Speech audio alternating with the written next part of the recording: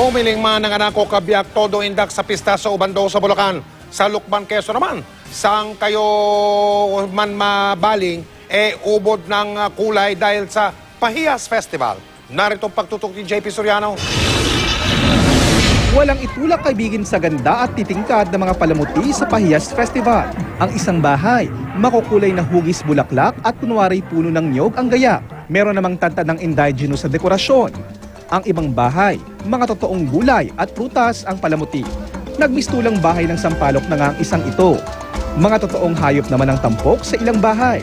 Sa gitna ng kalye, agaw pansin din ang dekorasyong isang babae na ginayakan ng mga gulay at prutas. Siyempre pa, tampok ang mga cute na munting mga bahay kubo sa isang kunwari burol. Bidang-bida naman ang disenyo sa harap ng isang bahay. Gumagalaw ng mga magsasakang nagtatanim sa saliw ng tugtugin. Idinaraos ang Pahiyas Festival bilang pasasalamat sa masaganang ani. At ngayong taon, mas enggrande ang selebrasyon dahil dobe raw ang inani ng mga magsasaka. Aabot sa 30,000 turista ang nakisaya sa magarbong piyesta. Tila di mahulugang karayom naman ang pista sa Ubando sa Bulacan. At syempre, di mawawala ang pag-indak ng mga humihiling na magkaroon ng anak. After 1 month again, buntis na. Ayun, sa taon na baby namin. First time namin ngayon dito. First time. Ano po mamamang ano po natin? Hihiling po natin sa patron. Magkaroon ng baby.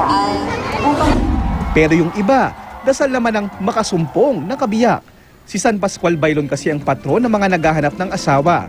Meron namang nag-alay ng itlog kay Santa Clara para sa magandang panahon. Masaganang buhay naman ang panalangin sa Birhen ng Salambao.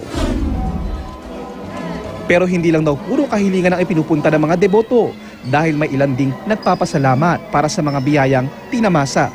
Marami nagpapasalamat. Mga dumadating dito, sila na yung bunga, sila na yung mga anak.